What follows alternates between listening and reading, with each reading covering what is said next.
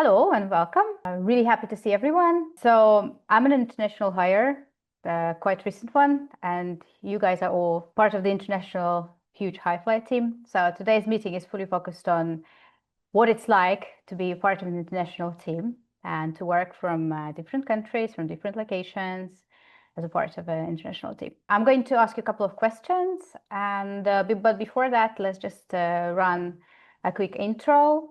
Let's start with just say where you are, where you're from, and maybe just a couple of words, maybe what team you're working at. Matt, can we start with you? Yeah, sure thing. So I'm Matt. I'm from the US. I am based out of Rome, Italy right now. I work on the analytics engineering team mostly as like a business analyst. And then I'm also supporting the sales team with some of their pre-sales and go-to-market efforts in the US and UK. Fernando? Hello, my name is Fernando. I'm from Brazil. I also have Italian citizenship. I live in South Brazil, next to Iguaçu Falls, where you can see here, which is in the southern part of the country, in the border between Brazil, Paraguay, and Argentina. And I'm working in Hifly for 1 year and 2 months so far. I am a senior data and analytics engineer working in several international projects. Super. Very picturesque. Dean? Hey, I'm Dean. Hello. I'm originally from the UK. I currently live in Switzerland, so the image behind me is in fact the village I live in. I work I work primarily on the Databricks partner program, delivering projects via Databricks for various clients. And I've been kind of doing that with Hifly for about just over a year now, actually. Year and a couple of months. Super. You probably have the cleanest air here. Yeah, yeah. I mean, when And I the come back cleanest down water. to the UK and stuff, I noticed the difference between the decrease in air quality, but the increase in oxygen. Okay. And Francesco? Hello, my name is Francesco. As you said, I'm originally from Naples in Italy. I lived in Tuscany and Milan, and I've been in London for over 26 years now. That's my Vespa, and that's London. The only thing that hasn't changed is the driving style that I take with me. I've been working for about a year, just less than a year, summer last year, initially doing some project management and now working as an engagement manager for the DPP program with Databricks. Super. Well, you're all part of an international team, and as far as I know, what I've learned is that Hifly welcomes people from all over the world, speaking different languages, coming from different countries, and the atmosphere is very welcoming. So I'm going to ask you just a couple of questions to hear your opinion and your insights on what it's like to be an international, to be a part of an international team at Hifly. So just a very high level question, like you are in different locations, most of you are in Europe, but Fernando, you are on the other, entirely different continent. What's the time zone? What's your time right now? Is it about breakfast now? Now it's 10:36, so I'm usually 4 to 5 hours behind Europe. The time zone is one of the challenges we have, which we circumvent by having most meetings with European teams at my mornings, which would be Europe's afternoon, right? But I also work for an international client in the US, which the time difference is just 1 hour. So Hifly has, clients all over the world, and we sure try to adapt the time zone from the engineers to the time zone of the clients, and the clients like that because they have more availability as well. Like flexibility. Yeah, it's really flex. It's always the well-being of us as engineers is always taken into account as well. We always try to flex the times of the meetings and then the times of working. We have a no meeting time policy here at Hifly, which is really awesome as well. So it's highly flexible. It's not like mandatory that you work like on really early or really late in your afternoon. And my experience so far is that it has been working super pristine. I have had absolute no issues at all. Sometimes it's a little bit difficult to find meeting slots, but then people are patient and we have all week to schedule meetings, so it works really fine. It's nice that everything is bridged out very nicely. Hey, Atahan, No worries. I'm happy to be here. can you say a few words where you're at right now? I'm at a hotel room in Stockholm right now. The reason I'm late is because I was just in the city for a meeting. So yeah, it's not bad. How's the weather like in Stockholm today? Oh, it's perfect. It's 20 something degrees, sunny. I guess much better than Budapest right now. So Yeah, we're I'm melting pretty. here. That's true. And how about the rest of you guys? You have good weather? It's good weather every day in Italy, so I can't complain. Absolutely sunny. Yeah, it's always sunny in London too. No way.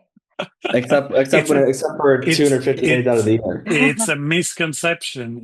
If you ever lived in Milan, winters are extremely cold and summers are unbearable. Here is actually mild most of the year, and it become drier and drier. So today, sun is shining, probably close to 20. So yeah, like Stockholm. But you still need to have an umbrella on you, just in case, right? Yes, of course. Yeah. Yeah, it's not too bad up in the mountains. We've just come out of 3 days of not being able to see more than 20 feet for the clouds. But it's nice and sunny today. So yeah, I live basically in a ski resort. So there's a nice little bar that's an outdoor bar, which might be a destination later on this afternoon, I think, given the weather is lovely. Super. And I bet winter is very, very also very picturesque and nice. Oh, And, winter's amazing. Yeah, winter is amazing. lovely. So Fernando has like the biggest time zone difference, but you guys also, you travel from place to place. Is there any other interesting things you can mention about like bridging the time difference with talking to clients, working with the team, scheduling calls in 5 different time zones? I quite enjoy the difference sometimes when, because I'm in Central European time, a lot of clients are in that same time zone, so that's normal. But when I do work with UK clients, that 1 hour difference is great because it means I usually start around 10 a.m. my time. So in the winter, that does mean that I get to a couple of hours on the slopes before I actually start work and still can start work on the same time as everybody else in the UK. So it's a nice little difference for me there. Unexpected benefit, right? Very much. Yeah, I mean, I have the opposite problem than Dean has because I'm now dealing a lot with Central European clients, and of course, I need to start at 8 a.m. at least, if not earlier, because they're all texting me when it's still 7:30 my time. Of course, they're already in the office starting their day. But I mean, it's they probably finish earlier, so it's good on that side. Then I start talking to my American colleagues like Jack, who's it was in on the West Coast, and of course our calls end probably 6, 7 p.m. of my time. So yeah, some interesting days. Yeah, it can stretch through the Yeah, stretch a through little the bit, day. but it's okay.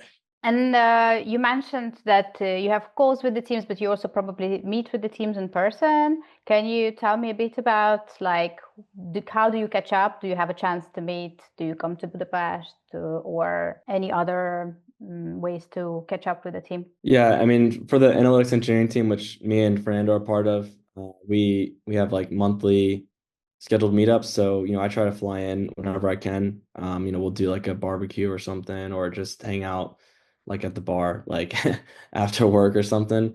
So last October we had a big barbecue where one of our teammates cooked a big meal for all of us. So it was really nice.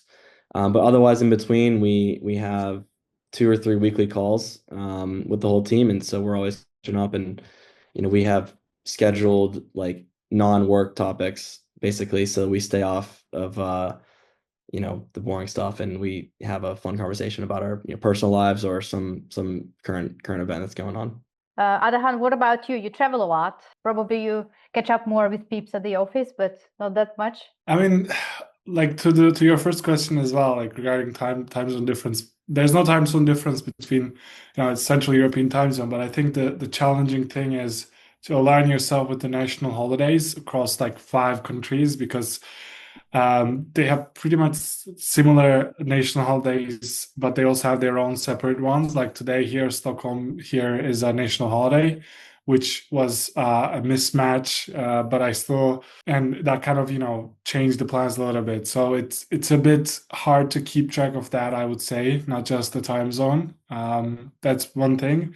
And yeah, meeting with the team, I'm spending half of the year almost in Budapest and half of the year here. So it's fairly easier to catch the team in Budapest, so to say. Regarding that, it's not big of a challenge for me, but it's a good change to be at different offices here in Stockholm or in Oslo or whatever, and then go to our own office in Budapest. That feels good. Yeah, absolutely. Probably at the opposite end of the spectrum because I've only been to Budapest once in the last 6 or 7 months. But in London we have customers, partners, so I do see people face to face from the customer side of things or the partner side of things every week, at least 2 or 3 days a week. I'm on some other sites. The rest of the time I'm working from home, and frankly, some days I am, on various calls, Slack, video conferences with several colleagues. So it doesn't feel like in this virtual world, it doesn't feel like you're isolated at all. And in fact, we feel like, really, we haven't seen each other in 3 months. I see you every day, or every second day, and everybody I work with and more, multiple touch points a week. So I think the world has changed a lot, and it's also normally more acceptable by all customers, partners, and everybody and colleagues to do all these online. Of course, personal touch is important. We're planning something in July for me personally among the various other company meetings, and again in September. So I will be in Budapest in the next few months a couple of times. Lovely. And you have probably people also coming to UK a lot for also client meetings and Not a lot, but yes, a number of times. So both management and other colleagues from the project perspective, of course, have been here a number of times in the last few months. But yes, of course, London is a bit of a center, and it will be increasingly so for us as we grow the market here. yeah, absolutely. Fernando, probably for you is the hardest question because you are so far away. But do you feel it as a challenge or rather as a fun bit? Yeah, actually, last year I had the opportunity to go to Europe, but I couldn't go to Budapest, but I did visit Matt in the Colosseum. This year I am going to Budapest since it's a 14-hour travel, not easy, not cheap, but at least once a year in the meeting, either in August or September, I'm trying to go there and meet everybody in person. But as Francesco said, technology has cut a lot of borders here. And Matt was commenting, we have this weekly, talks that are non-work related, where I can connect to people like in a personal way as well. That's a huge difference from the jobs that I had before Hifly Labs that were more like just about the job itself. Here we have the opportunity to also connect to the colleagues on a personal level, and everybody has different interests. I'm a football guy. Many of them aren't, but then they are like the American football guys, and I also into that. I'm a fishing person, believe it or not. And when I told that in my intro here at the Hifly Labs, some people from Hungary also sent me emails saying they're also fishing persons. So we always have something in common, and I feel like it's a company where you are free to share it, and you have interesting people to talk with about all of any hobbies and interests you might have. Yeah, that's a good perspective. So like you prefer to see the good in every scenario. Absolutely. Yeah, and I'm going to Budapest actually in August. I have it scheduled there, so I'll have the opportunity to meet everybody in person as well. So that's not like that bad. Yeah, well prepared to 35, 37 degrees, but I think it's not a problem for you probably. That's an average spring for me. So Yeah. we had 44 Celsius degrees summer, so 34 is okay. Okay, so Budapest heat is not a big deal. No. I see. You mentioned that it's not really a challenge, but can I steer you a bit towards what actually is a challenge working in the international team? Because I mean, it can't be all rainbows or cupcakes. There are still some things that probably you're missing from like completely working from home or being able to see the team only like twice a year or once a year. For me, the hardest part is the being up to date with the technologies and also being able to meet with clients and also being able to do this extra, leisure or talks we are on a rapidly changing environment and rapidly changing a field, which is data and AI. Probably in the world right now, it's the hot. And there are a lot of new things happening every day. If you blink, you already feel like you're like getting behind, and that requires a lot of study, a lot of dedication on the technical level. And working internationally, we also have these scheduled meetings that needs to happen again at my time at mornings, so I can't do them at afternoons. Therefore, I have to be really conscious of my schedule: what's work time, what's meeting time, and what's study time. And I also have my private life. I have a fiance, and I need to go to the gym. I need to do my morning, routine. So for me, scheduling a timestamp in which I feel like I do everything that I need to do is the biggest challenge, because the meetings are fixed in the morning, so I don't have flexibility on that. That's the hardest part, in my opinion. Yeah, I get it. I can offer some more insight. First of all, Fernando, if you want advice on the gym time, talk to Atahan. I believe every morning he goes at 6 a.m., so he can tell you how to schedule very early morning gym sessions. That's the way to do it. I can't. So I end up not going enough. But in terms of challenges, of course, it's not always easy being at a distance. I'm in a particular situation now. Before there were 2 people in London, now it's just me, with Jack moving to North America.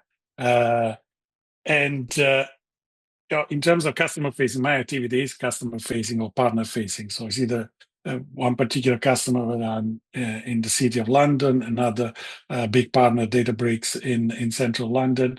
And when you're there, I'm the only person that can go physically be present at a site. And sometimes you do miss that ability to just have an informal chat. I am the one that does that, but of course I'm become the conduit for any conversation because I'm the only person on site. So that's of course, but I personally reasonably well used to that. Although often in the other direction, where I was the only person to visit a country on behalf of the company, not unlike what Atan is doing for us in the Nordics. So that's a bit of a challenge. Of course, as I said, technology helps. Companies are getting more and more used to it, and I am the physical presence on behalf of different other functions in the company.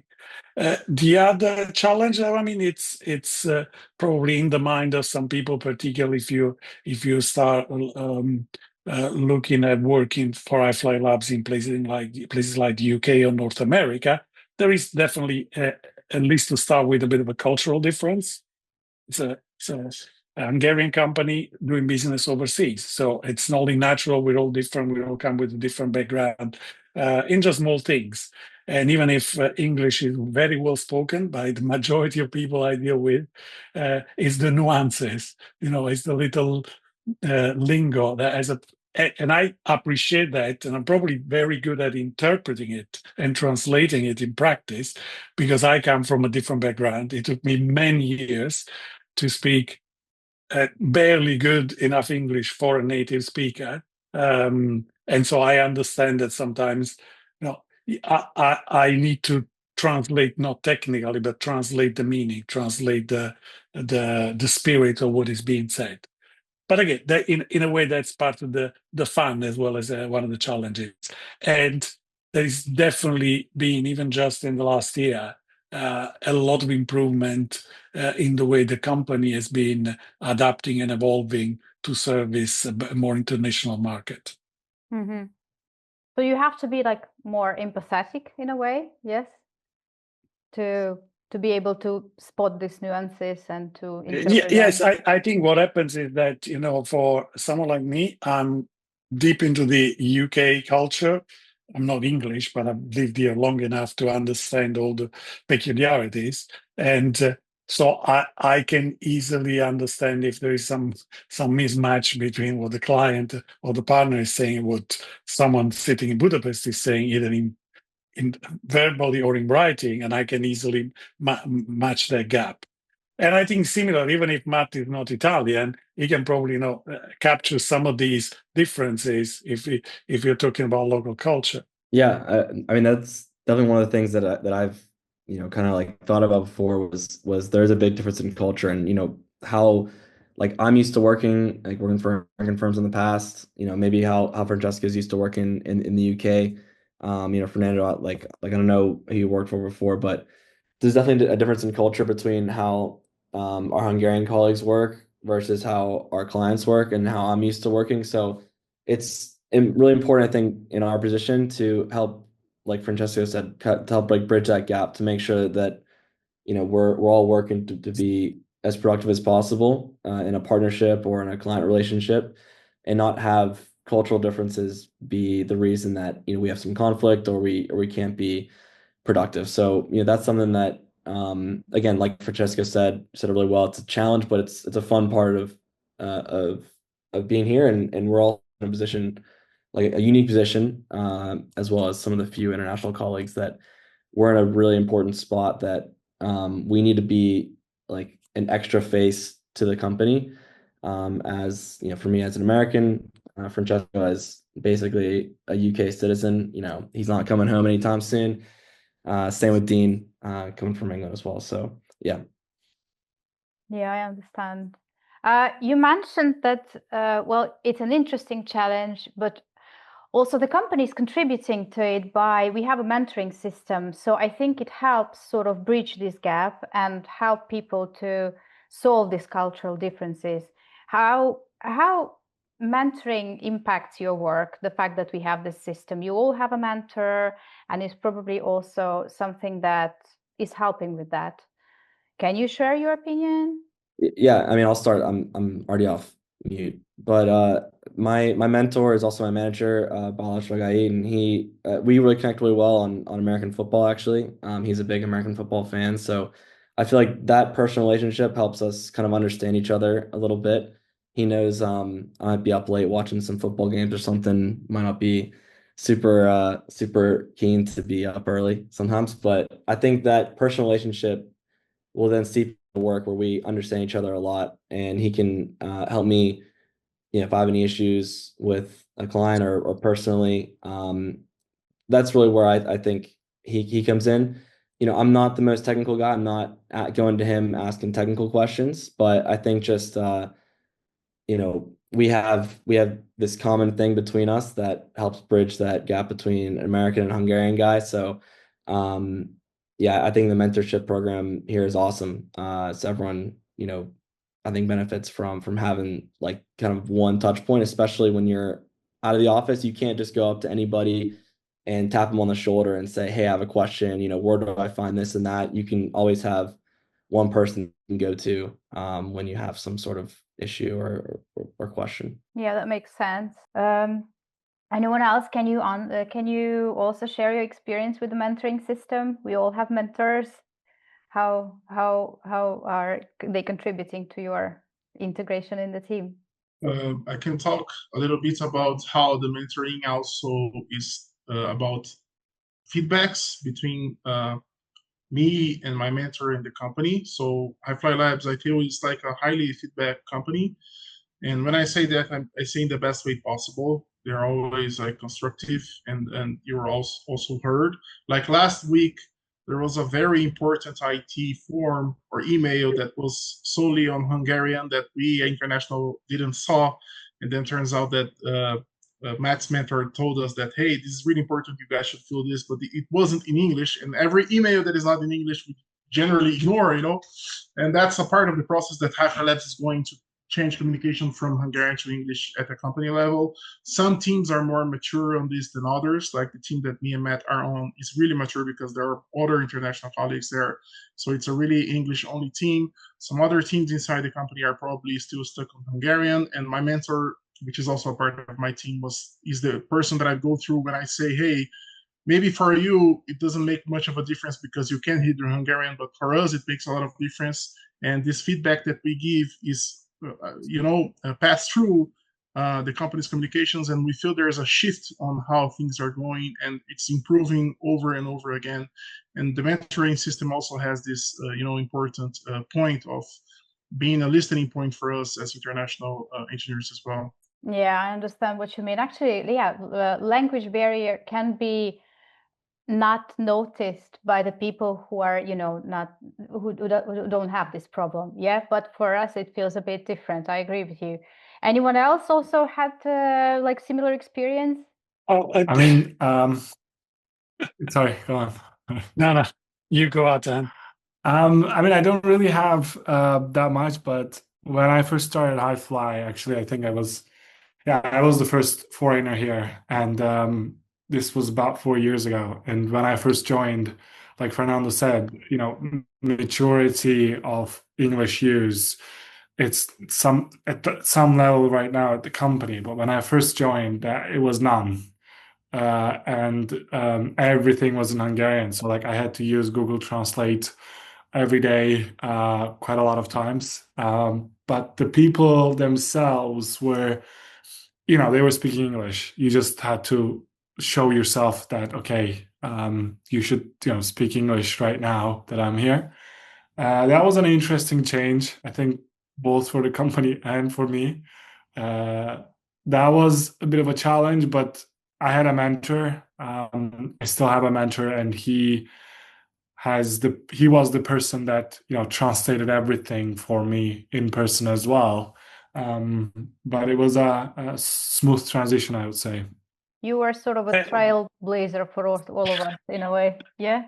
Yeah, yeah. When I was first hired, they said that we don't know how it's going to work. We just need to see. Yeah, exactly.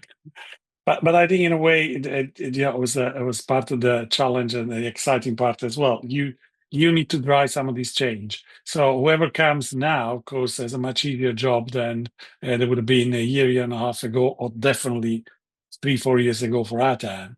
So now you have probably over a dozen people, more 14, I believe. They are not Hungarian speakers, but it's still a minority of the group.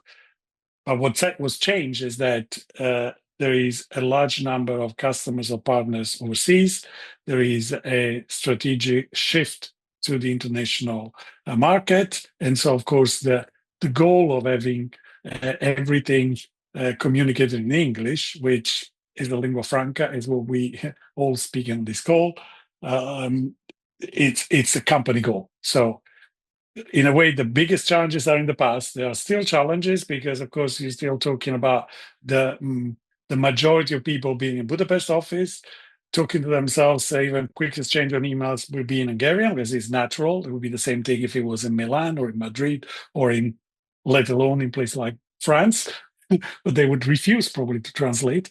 But jokes aside, it's still a bit of a challenge. Things are built. A spreadsheet is built in Hungarian, and then content might be in English, but the tab names are in Hungarian, and so it's a process, and it is advancing. Actually, is accelerating quite fast. So I have full confidence that it gets easier by every day. I can give the opposite opinion, which is as a native English speaker, I'm usually the problem. Yeah. Because I'm a native English speaker, and Francesco and I have worked together for a long time, so we can attest to this. When I'm not monitoring myself around people whose English is a second language, I speak incredibly quickly. I try to convey an incredible amount of detail in a very short space of time, and even the people that I've grown up with and my friends and family have trouble keeping track of what I'm actually saying. Also, being from the north of England, I think my vocabulary is about 50% colloquialism, and so it's not necessarily understood by another UK English speaker completely, just more inference than anything else. So yeah, I've got a lot of respect for the guys who are not native English speakers at Hifly, who have to unfortunately deal with me on calls and the speed at which I tend to talk. I mean, even me, like, I can't. There's a few words that Dino threw out there that I'm like what are you talking? And like, I'm a native English speaker, so I can't imagine how it's like for a non-native. But again, like the level of English of the company overall is like really, really excellent, and the people who maybe don't speak English that well are really trying to get up to that level. So, and they do a fantastic job, I think, of accommodating. Obviously, there's always going to be little bumps in the road here and there, but like in general, I think they do a really, really, really good job of making us not feel like we're some minority, and at the same time accommodating accommodating us, in our language deficiencies, I guess we can say. May I ask one more question about it's more related to where we are at. Where do you guys usually work from? And were there any special or fun or interesting places where you work from time to time? Since we're all working remotely and have access to working from any location. Any interesting stories? When I've not been out, so as I mentioned before, I've been able to get some snowboarding in prior to work. But as a general rule, I have my laptop with me anyway, so I have worked from the very top of mountains previously, because that's where the cell towers usually are. So mobile signal's fine. You can use that for the internet, and basically, as most of us is for the case, if you've got an internet connection, you can pretty much do the job, right? So, yeah. So I've spent a fair amount of time at the top of mountains doing bits of work here and there when it's lovely weather. Those snowflakes on the screen don't bother you? No, it's more. No, we're more We're data trying to find a breaks. quiet spot if you've got a call to have, especially in the winter. Yeah, if you're inside, then it's not usually quiet. When I joined Hifly, my family owns a cattle farm, and I wanted to have Starlink for a long time. And when I joined Hifly, that's the perfect opportunity, which I got a Starlink antenna, and I installed on my farm. So sometimes I work from there. There are some urgencies that might need my help when I am at the farm. It's the opposite of snowflake because it's like 43 degrees heat. But sometimes, as I said, I also like fishing. Sometimes I'd like to take my Starlink with me fishing on my boat. And on some of those occasions, I also receive some work communications on the weekend. And so I think it technically counts as working because I did answer to some communications. But that was done in the middle of this river here, which is the Paraná River, on a boat. So I think this new technologies also give us a lot of flexibility, so we can basically work from anywhere right now, right? Yeah. London Underground. Central line is got 5G now, so you can send urgent emails underground. I think that's probably qualifies as an unusual place. Of all the tube lines to want to work on, the central line would not be my choice. No, me neither. Fiery depths of hell. It's very warm. It's not air conditioned in any meaningful way. In the depth of winter is okay. Yeah. As long as it becomes spring, and it's not my favorite line, but it's got 5G. It was more an example. I probably send more stuff on the Elizabeth line, which is mostly above ground, and it's got patchy Wi-Fi. Let's put it that way. But at least through the stations you can communicate. Super. That sounds like a good review for Google. Elizabeth, 4. Central, solid 5. Yeah. One last question. Do you have a good advice for all the folks who are going to join us in the nearest years, like as an international employees? What would you recommend, suggest? Any bumps on the road, anything to avoid, or rather what to expect? Yeah, also here, this is probably something that we haven't mentioned yet, but one thing that I love about working for Hifly is that your work here will be noticed, like your work here will be valued. People will put a lot of trust in you and trust in your abilities and really appreciate your work. At other companies, you can work for a year on a project and then no one will notice it. Like it'll just get thrown away. But here, I feel like people put a lot of trust in you, and when you put out a product or you put out some sort of material, like that's what we're gonna be relying on, right? So I think you have a big opportunity to make a big impact here, especially as an international colleague. And so I think that from like a personal level, career aspirational level, I think for me it makes a big difference. Maybe it's not for everybody, but at least for me, I know that was a big decision point for me that like in choosing to work here and choosing to continue to work here. Yeah, that makes sense. It's like your work matters and yeah, 100%. Your contribution matters. Yeah, I have a special advice for Latinos, which is the working culture in Latin America is generally a working culture where speaking out is not really valued, or people are afraid of speaking out. They are afraid of feedbacks. And one advice that I give to Latinos coming here is that you shouldn't be, because first, your feedback is valued. Second, you will be listened. And third, the feedback given to you will be on the best interest possible for you, for your career. So my special feedback for Latinos coming in is don't be afraid of speaking out. You will be welcomed. You will be well received, and the working culture here at Hifly is really constructive in this matter. I think I can reinforce probably more than anybody else, having worked a few years longer than some of you. All of the above and more. So I'll go in no particular order. The thing that struck me at the very beginning when I first started meeting people from Hifly Labs were a couple of things.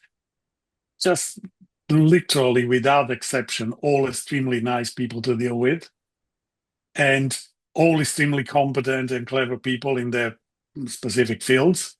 So, first of all, two big ticks in the box. And then, as Matt said, and Fernando, it is also cultural, which is great. It's very directness. People tell you exactly what they think. There is no secret agenda. Sometimes, particularly for English, not for Italian or Latinos, the directness, it's welcome. It's great. I was saying for some other culture it might be a little off-putting, because the answer is yes or no. And the answer is, I like this, I don't like that, which is fantastic. But again, there is no hidden political agenda or anything. And people are honestly interested in you finding the right balance and expressing the best of yourself, which, of course, from a professional point of view, means your best qualities, your top skills are valued, are hopefully used in the best possible way, and then you thrive. You have an opportunity to grow, to do the right things, and to contribute. You're given responsibility, and of course, you're expected to deliver, but that's absolutely fine. So I think it's a very interesting and not easy to find balance between all these things that we mentioned, and for that reason, you put up with some other things like the distance, the occasional language challenge, because frankly, if you're interested in the other elements, I think it's a much better compromise than sometimes working in great organization on paper, where you just not really comfortable once you start working with them. So no, great place for me. Thank you very much. So you have clarity, you understand where you're going, and there is a lot of transparency and openness in the environment. Yes. Okay, thank you. Atahan, Dean, can you share your advice for the new generation? I mean, I agree with everything that being said here, but I think one thing that has always struck me as interesting or nice, or however you would like to call it, is that I am probably the youngest here in this call, and probably one of the youngest the people that we generally work with within the company. But whenever we are talking about decisions or thoughts or ideas within the team, or just on one-on-one with someone you're having a meeting with internally, they always listen to what you have to say, and they take everything what you say seriously. So it's not like in those environments where one person knows everything and every other thing that others say, especially the youngsters, doesn't matter. Everything that you say is actually taken into consideration, and that's one of the things that has always been interesting for me, because where you're always asked about your opinion, about your idea, and those opinions and ideas are always listened in when you're making a decision. But of course, everything, talking about good things is always nice, but I think one other thing to expect when you're working here is that this is a growing machine, so it's always chaotic. So from one day to another, what you're doing may change, and it may be hard to follow up on things. So you have to be able to follow through with everything, and not get overwhelmed with the constant change and a bit of a chaotic environment, I think. Yeah, that makes sense. That's actually an advice for a new generation because, yeah, what you mentioned, it's rare in companies. In many, Yeah. not in IT in general, but it's rare to have this level of like horizontal architecture in a Well, way. Yeah. I actually want, if you don't mind, I want to add something because Adam raised an interesting point, which indirectly make me think of how where you come from, Atan, in terms of your background and your experience in Hifly Labs. Well, what was happening in the leading edge, or companies at the leading edge of technology, global employers that are extremely successful, are doing the things that we are saying we are doing here, just so we're clear. So forget about anything to do with any personal characteristics, age being one of them, or any other. If you're a mature organization, if you're a 21st century organization in the tech industry that wants to maximize talent potential and expect people to work hard, but take responsibility and take ownership of what they do, all those things don't exist anymore. It's horizontal, it's empowering, it's about training, mentoring, nurturing talent, and make sure everybody is working at their full potential. And if this is what we are going or what we are doing, of course, it's a process. It's not everything is never perfect. We are on the right path, and we are doing exactly what the best companies out there are doing. So if you look at an organization that doesn't do this, they have a problem because they are not keeping up with where the market is going, where society is going. Sorry, that's a bit more a political statement, I would say. Yeah, but it's very spot on indeed. Yeah. Dean, maybe you would like to share too your advice? Yeah, sure. I mean, I guess I have a slightly different experience than other people on the call. I think I guess I would call it maybe a light touch interaction with Hifly in general. Most of my interaction is with Databricks, and it's more catch-ups and just making sure everyone's on the same page. But I mean, there's definitely some stuff, and I think the Atahan and Fernando touched on these 2 points. And over the last year alone, I've seen a lot of changes in ways of working, processes, things like that. And I think Jack once said a phrase which stuck with me, which was it was about something else, but it applies here, which was building the bridge as you walk across it, kind of thing. So yeah, there's a lot of change, and it's always in a positive direction. So that's something that I would kind of reiterate to anyone new coming into the fold would be don't worry about it if it doesn't work perfectly right now. It's probably not finished, and it's a constant evolution to ensure that we are changing as the needs dictate. But also to Fernando's point, the criticisms that I might have come up with about that kind of stuff or changes or things that I would like to see happen have been taken on board, and have been built into how those processes have changed and those ways of working have evolved over time. I'm sure I'm not the only one who's been giving input into that kind of stuff, but it's nice to see that come to some kind of fruition and actually, be that change that I see down the line from 1 month to the next or from 6 months to the next. So yeah, the advice I would give would be that, nothing's perfect. No, nothing's perfect in any company. So, if you do see something that's causing a little bit of friction or is not necessarily as efficient or as good as it could be, then, speak up, tell someone. And if you've got an idea of how that can be changed and stuff like that, that's even better, and it will be listened to. And it can potentially form, a part of the solution that goes forward. Thank you very much. Thank you very much for your honesty and for very interesting stories. And thank you very much for your time, obviously. We can wrap it now with on this very positive note and move into the weekend. Yeah. Thank you. Okay. Thank you, Alexander. Thank you very much for your time. Bye, everybody. Have a Have a great good Thank you weekend. guys for joining.